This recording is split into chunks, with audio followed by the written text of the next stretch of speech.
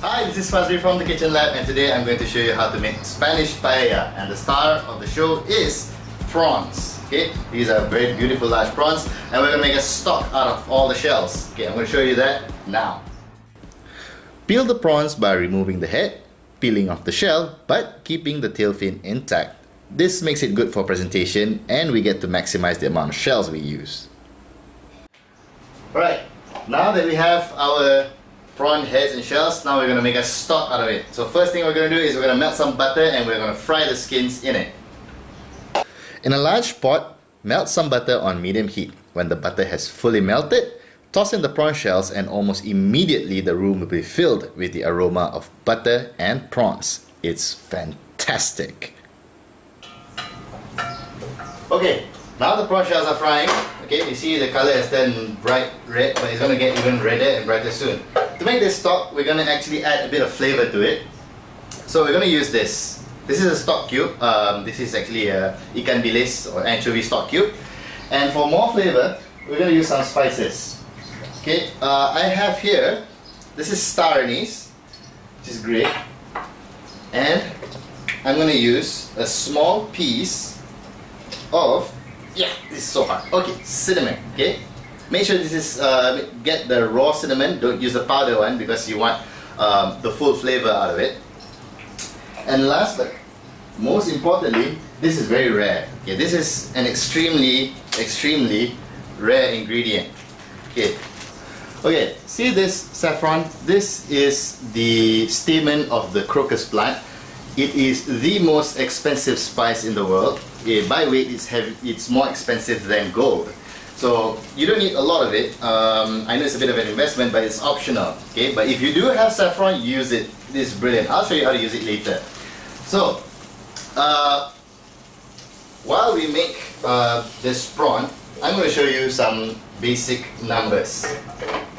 Right, now I'm going to show you how to measure rice and liquid in a way that's really foolproof. Now you take any cup, okay, let's say this cup for example, you take 1 cup of rice to 2 cups liquid.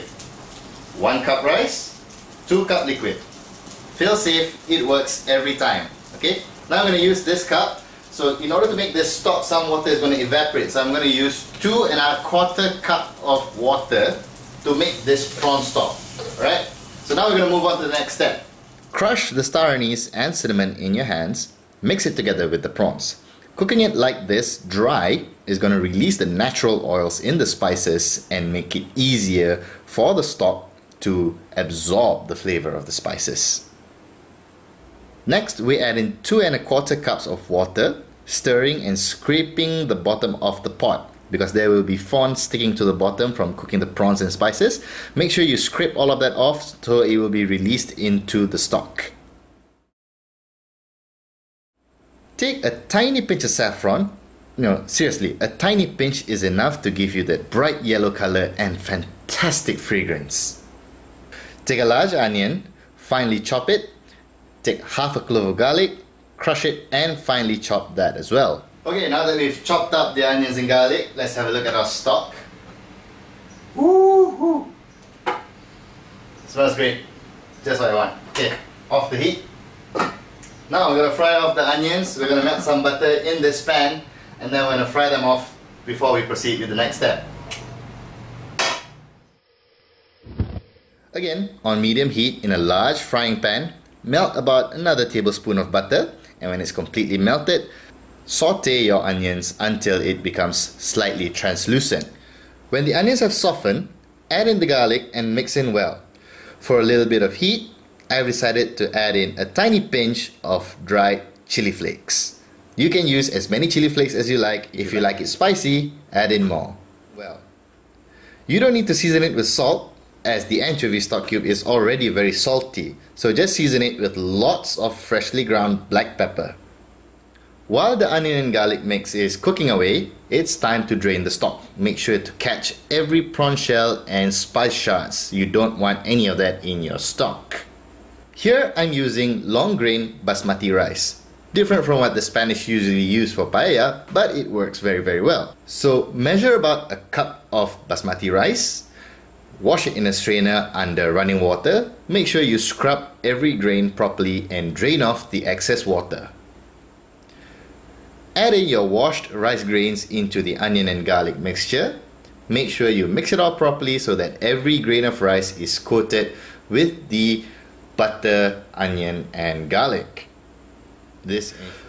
When the rice is evenly mixed, pour in the stock. Shake the pan a little bit so that everything settles down on an even level so that the rice cooks evenly. Close the lid on the pan and leave the rice to cook for about 10 minutes or so. Right, now our rice is ready in the pan. It's boiling away. Try not to open it because the rice is going to absorb all that juicy prawn and saffron stock. Meanwhile, while that's cooking, it's going to take about 10 to 15 minutes for it to cook halfway. We are going to prep our bell peppers. Actually, one bell pepper lah. Okay, and the squid. This is going to go together with our prawns in our paella. Cut your bell peppers into thin slices, then pile the thin slices together and dice them into small cubes. Clean off the black membrane off the surface of your squid and cut them into very thin rings. At this point, the rice is only halfway cooked, but it's a great time for us to put in our bell peppers. Here I'm also putting in a little bit of frozen green peas.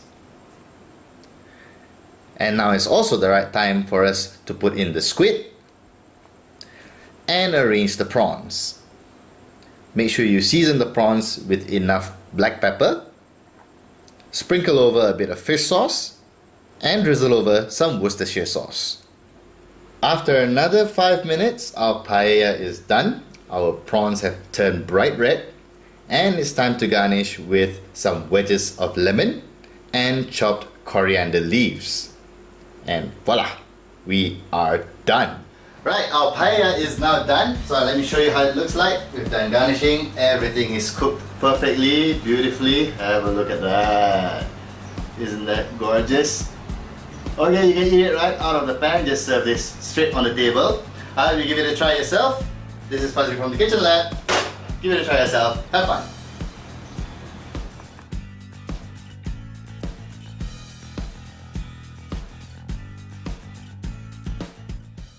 Camera rolling. Rolling, rolling down. Oops. Okay, ready? Yep.